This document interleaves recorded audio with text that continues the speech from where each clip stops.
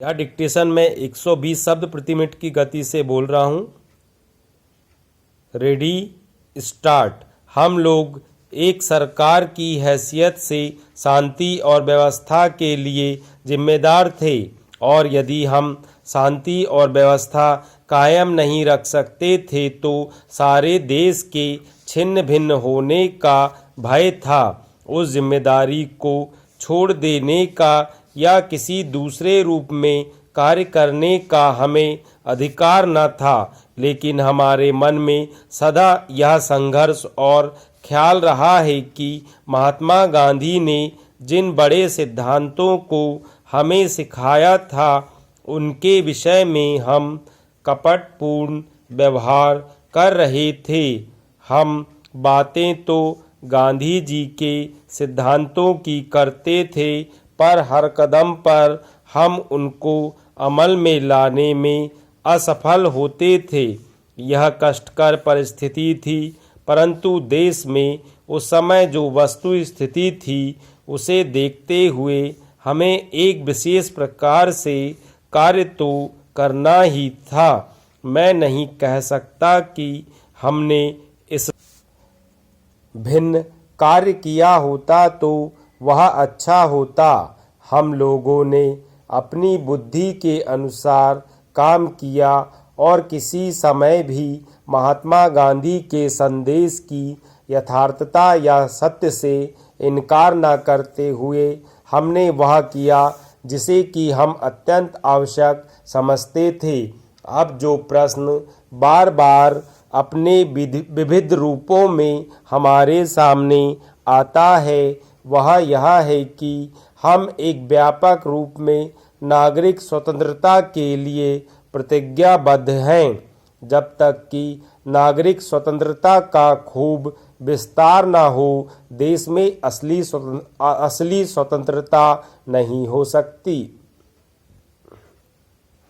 मैं एक और बात की ओर आपका ध्यान दिलाना चाहता हूँ। यह सभा बहुत उचित रूप से इस विषय में सतर्क है कि हमारी शासन संबंधी सेवाओं के विकास में अपव्यय को रोका जाए। एक समिति बैठाई जा चुकी है तथा अन्य समितियां भी हैं जो इस विषय पर विचार कर रही हैं। इस बात को ध्यान में रखिए कि भारत सरकार को, जो कि 15 अगस्त 1947 से कार्य कर रही है, अब तक की किसी भी भारत सरकार की अपेक्षा अधिक समस्याओं का सामना करना पड़ रहा है।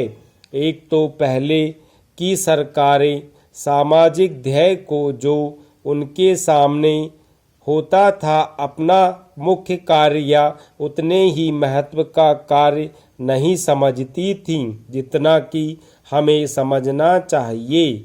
दूसरे, यह वैदेशिक मामलों का क्षेत्र ले लीजिए जिसके बारे में मैं बोल रहा हूँ। उस समय कोई वैदेशिक मामले नहीं थे। हमारे लिए अपनी वैदेशिक और अंतर्राष्ट्रीय स्थिति का निर्माण करना एक बिल्कुल नया प्रयास रहा है, जिसमें लाजिमी तौर पर हमें यहाँ और विदेशों में अपने कर्मचारी वर्ग में बहुत काफ़ी वृद्धि करनी पड़ी है और बहुत धन व्यय करना पड़ा है। यह हो सकता है कि कुछ बचत की जा सकती हो, उस पर विचार करना पड़ेगा और उसे देखना होगा, लेकिन आप स्वतंत्र राष्ट्र होते हुए उन वैदेशिक संबंधों के बिना काम नहीं चला सकते। भारतीय सारे संसार में फैले हुए हैं, हमें उनके हितों को देखना है। प्रवासी भारतीयों के अतिरिक्त और भी हमारे हित हैं जिन्हें हमें देखना है।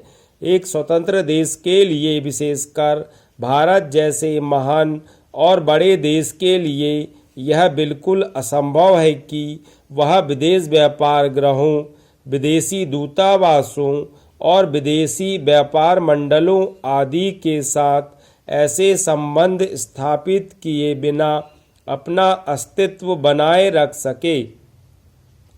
मैं इसकी चर्चा इसलिए करता हूँ कि अक्सर इसकी आलोचना होती है कि हमारे दूतावास सारी दुनिया में फैले हुए हैं और कभी कभी मुझसे कहा जाता है कि मुझे एक तरह की सनक हो गई है और यह कि मैं भारत की मुसीबतों को भूल जाता हूँ और मैं उन पर ध्यान नहीं देता और मैं सिर्फ राजदूतों को बाहर भेजने की बात सोचता रहता हूँ।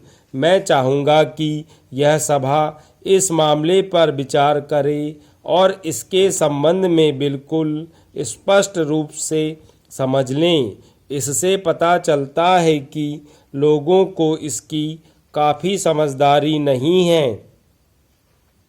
अब सूचना और रेडियो के संबंध में मैं कहूँगा कि सूचना और रेडियो इन दोनों विषयों पर मंत्रालय ने मुझे पूरे ब्यौरे दिए हैं जिनमें अनेक विशेष बातें हैं। मैं उन्हें इस सभा के सामने पढ़ूंगा नहीं क्योंकि इसमें बहुत समय लग जाएगा और जो बहुत से आंकड़े दिए गए हैं उन्हीं में यह सभा फंस जाएगी। लेकिन इस सभा को उन ब्यौरों को जानना अवश्य चाहिए और मैं मंत्रालय को सुझाव दूंगा कि वह उन्हें इस सभा के सामने और जनता के सामने उचित रूप में रखे जिससे कि वह समझ सके कि क्या हो रहा है। मेरा अपना मत रेडियो की व्यवस्था के विषय में यह है कि हमें जहाँ तक हो सके ब्रिटिश नमूने पर कार्य करना चाहिए। अर्थात अच्छा यह होगा कि हम सरकार की अधीनता में एक अर्ध स्वायत्त संस्था कायम करें जिसकी नीति अवश्य ही सरकार द्वारा नियंत्रित होगी, लेकिन जो अन्यथा सरकारी विभाग के रूप में नहीं बल्कि एक अर्ध स्वायत्त संस्था के रूप में चलाई जाएगी। मैं यह नहीं सोचता कि ऐसा करना तत्काल संभव होगा। मैंने इस सभा से केवल इसकी चर्चा की है। मेरा ख्याल है कि हमारा उद्देश्य यही होना चाहिए, चाहे हमारे सम्मुख बहुत सी कठिनाइयाँ क्यों ना हों। वास्तव में बहुत से मामलों में हमारा उद्देश्य इस तरह की अर्ध स्वायत्त संस्थाओं की स्थापना होना चाहिए जिनमें नीति तथा अन्य बातों का नियंत्रण दूर से सरकार के हाथों में हो, लेकिन सरकार या सरकारी विभाग हमारे कार्यक्रमों में हस्तक्षेप न करे।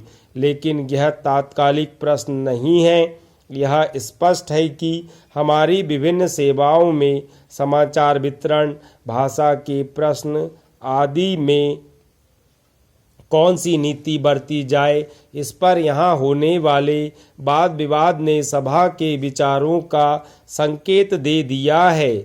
लेकिन इनका फल तभी निकलेगा जब समितियों आदि द्वारा इस तरह के वाद विवाद शास्त्रीय स्तर पर नहीं फिर भी पूरे ज्ञान के साथ बराबर ध्यानपूर्वक होते रहें।